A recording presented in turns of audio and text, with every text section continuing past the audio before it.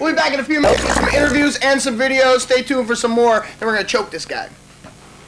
Thanks. We're talking into our knee today. Okay, so how long y'all been together? Eight years, I guess, since about 1982. Yeah, we've been only recording since '85, though. Yeah, so, first album. And touring only since '87. So as far as people knowing about us as a real band, it's been since 1987. Are you all original member? Yeah. Three of us. Yeah, three originals. Our original drummer left in '87, right after we first started touring. And then in '88 we grabbed Sid. What's his name? Brad. Brad Falk. Sid Falk. Okay, so how did the deal with Megaforce come about?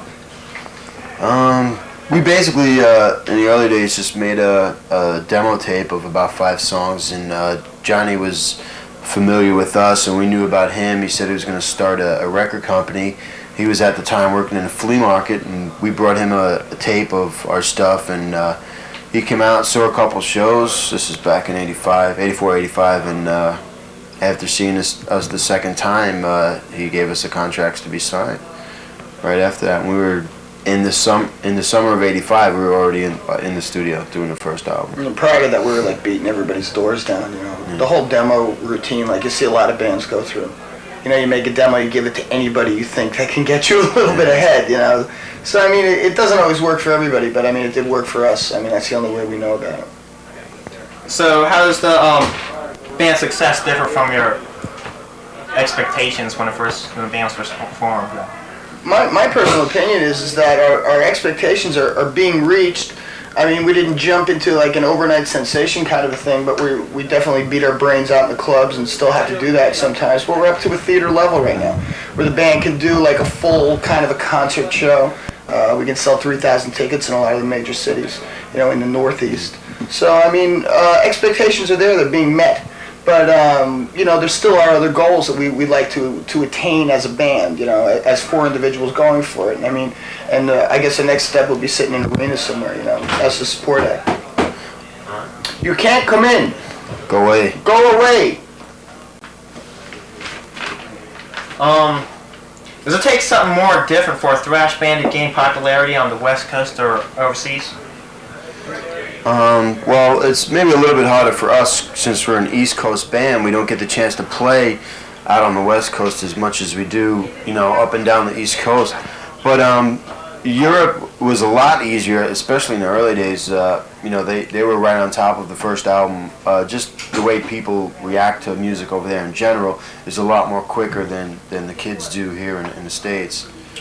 Anywhere you start is always territorial, though. I mean, you know. Yeah, I mean, we have our you just following Baltimore New York for like years. I mean, it was like the second place we played after New York. Yeah, you just come down here and rob everything out of the clubs. That's how I have all our equipment. Kidding, joke.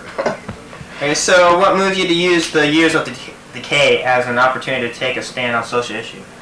Why did we use it?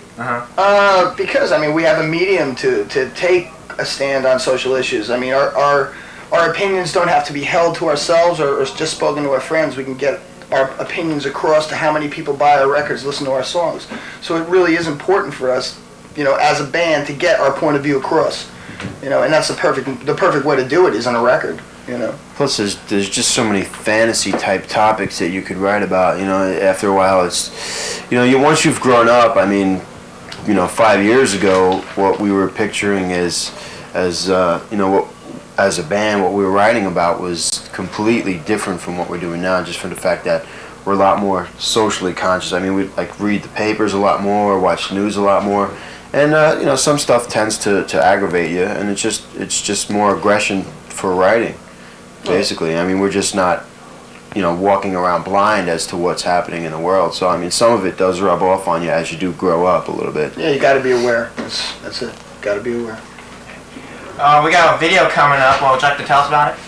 Hello? Elimination. Well, Elimination's first. Elimination. I think we're going to do a few videos tonight. Yeah, Elimination was the first one off the Years of Decay. It deals with, basically, the topic is ask the question, do you care? I mean, it's your world, you know, and if you don't care, you're going to watch it sort of peter away into nothing, you know.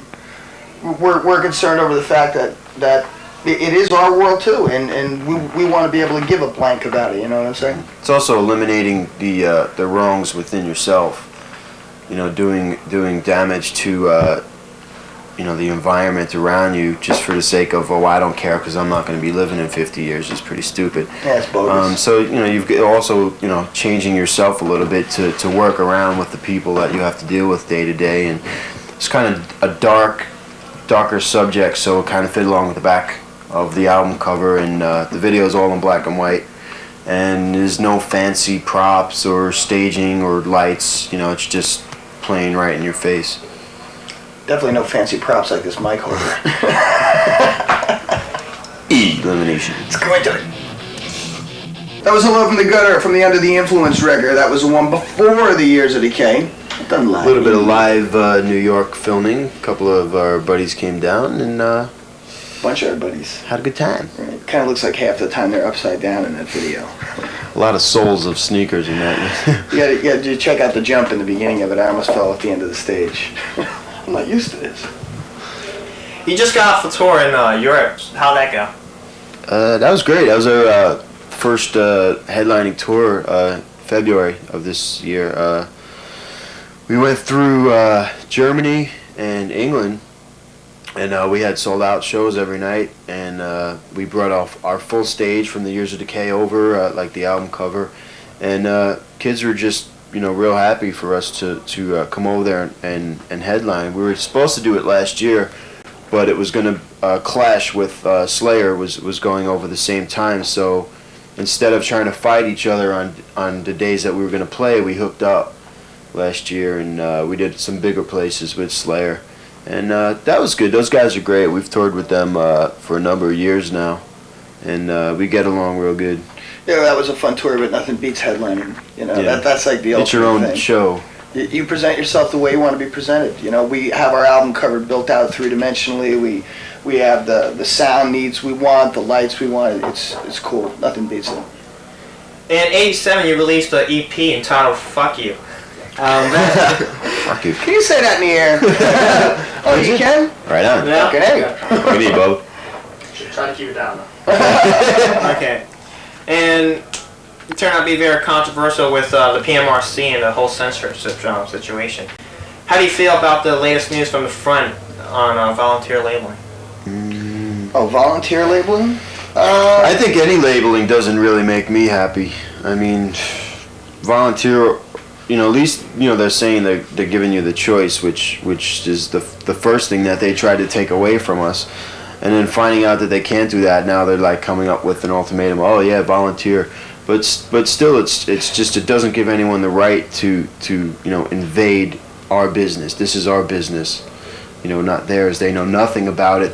They never indulge deep enough to find out what the topics that the band is actually talking about, and they just skim the surface, make their opinions, and everything's completely blown out of proportion. They never have their information straight. How do you think this will affect Overkill?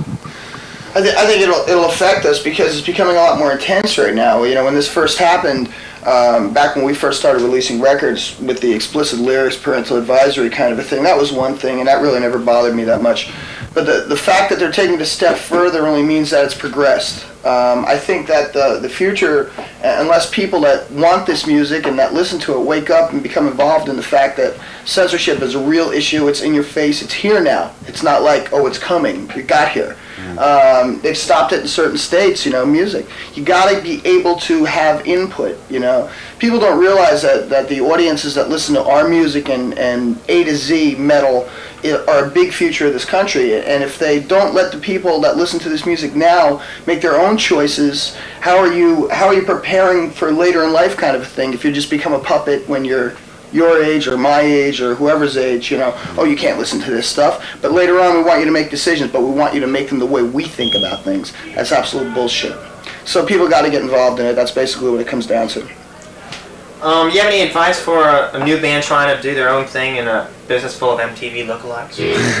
That's pretty yeah, right. I think the best advice I could give, an up-and-coming band is to work out your problems early. Make sure you got the right members with you, and because you're going to be with them people for a long time. But first and foremost, if anything is going to be worked on, it's got to be the music. If the music is good, it doesn't matter what you look like or what you play like. If you can write a good song that people are going to remember, it just makes the doors a lot easier to open. So spend a lot of time, quality time on writing good material. I always feel too that if a band, when they're starting, has like concrete ideals or standards or something that they really believe in, that don't bend those ideals or standards to what's happening around you, even if that ideal is offensive to someone else and may be censored in the future. You have to stick to your guns. You don't just think this way because everyone else does. The whole idea of this is supposed to be originality and ideas that come out of individuals, not out of what the media and the public necessarily want, but definitely what you want as an individual. Stick to that if you Yeah, just because you're not getting your doors opened up for you in the beginning. I mean, what may not be happening the year you're starting out, a year later might be. And you'd be the new innovator. craze, and then you'll be in with it. So I mean, just stick to what you're doing, and just don't let anyone dictate to you at all. How's that? Video. Next video is from our second album. We're going Taking back Over. in time here. This is like Yeah, we're going time-lapse backwards. overkill. This is probably the least we had to do with in the video, Right, video-wise. We were like, whoa, videos, new, weird. Yeah, we didn't really have our hands on this one yet, but we still tried to capture Overkill the way we perceived it back in 1986. This is our first video. This is when we were young. This is In Union We Stand. Yes. See you.